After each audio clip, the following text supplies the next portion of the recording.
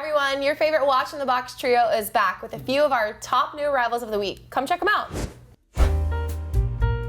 All right, you guys, so excited to see what you've brought to the table as our favorite new arrivals of the week. But before we do this, I definitely want to know, what are you wearing? So Brandon, a little wrist check. What do you got on today? I've got on a really beautiful vintage 1675 GMT Master from circa 72 with a nice faded bezel, really striking like custard colored patina. Yeah, patina's nice. It just has that quintessential vintage vibe, that's why I really like it. I love it. Yeah, it's a nice piece. Really rad. What about you, Justin? Well, I'm on theme today.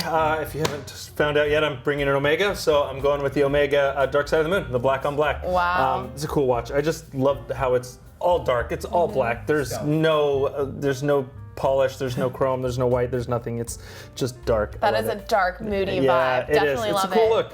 Yeah, what do you got I'm on? kind of into Ever Rose right now, which is a first for me. So I'm rocking a ladies date just diamond hour markers. nice. It's like 2007, 2008, 26 millimeter. Really pretty. Honestly, the bracelet is one of my favorites in this Ever Rose, which is kind of on trend for what I brought today, but no spoiler alerts here. So before we kind of, dig into this, really just the premise of this again is Justin kind of showcases the modern top new arrival of the week. Braden, as our director of vintage, comes in and brings that vintage new arrival. And I am speaking for the ladies, so I will always present the best new arrival from a lady's perspective. So let's get on with it. What have you got for us, Justin? Okay, so like I said, I got an Omega, something a little bit special. Wow. The blue side of the moon. I think this is such a gorgeous watch. I don't really see a whole lot of them. It's striking. Every time I see it, it instantly catches my eye. And we got one, so I wanted to share it with you guys. It's the blue side of the moon. It's got the blue ceramic case, 44 millimeters. It's a full-size watch. It's big, but I love it. It's got that aventurine glass dial. Big fan. It mimics the night sky, which I think it does a fantastic job. Yes. It's subtle, but definitely there, but so striking. Yeah, and even the color, it's that dark blue where, you think of the skies being black, but really it's kind of that dark blue. And then with the gold accents, I think it's, it really just pops and kind of sets it all off. A couple other things which are really nice. It's got the moon phase on there. I mean, this watch was supposed to be a tribute to, Omega being involved in all 6 lunar missions. Yeah. So the moon phase is a nice addition and kind of a nod to that, which is cool.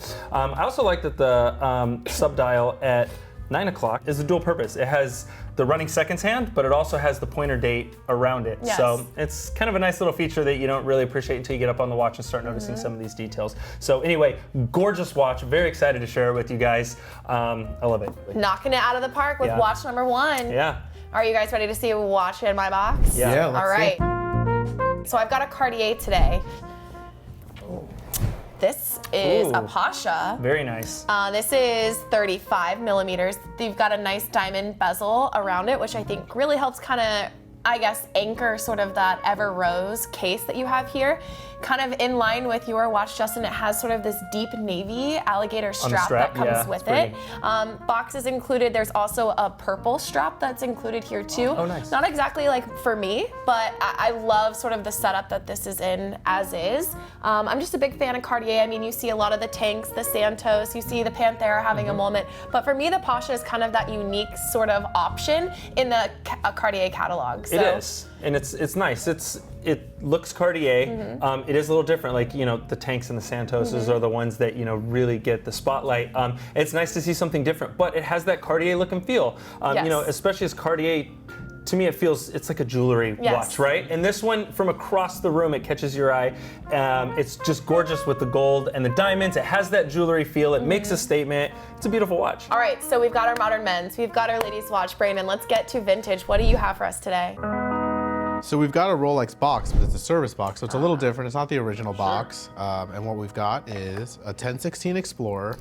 But the interesting thing about this one is it's got a service dial and service hands and a service bracelet.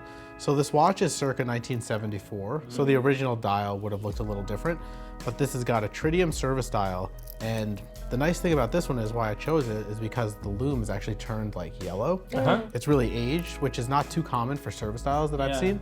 So I thought it was a kind of a cool, it's a service dial, but it's got some nice character. Sure. And because it's a service dial and service hands with a service bezel, it comes in at kind of a much better, it's a much better value. Yeah. It's a great example. I feel like people are kind of polar on the service style and hands. Some people want nothing to do with it.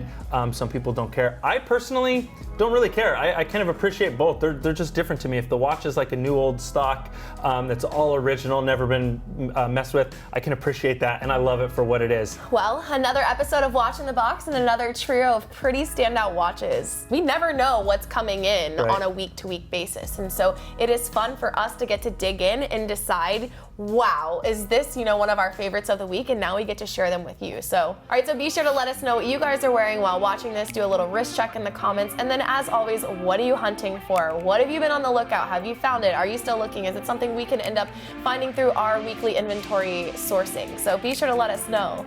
Justin, Brandon, we'll see you again soon. Bye, you guys. Be well.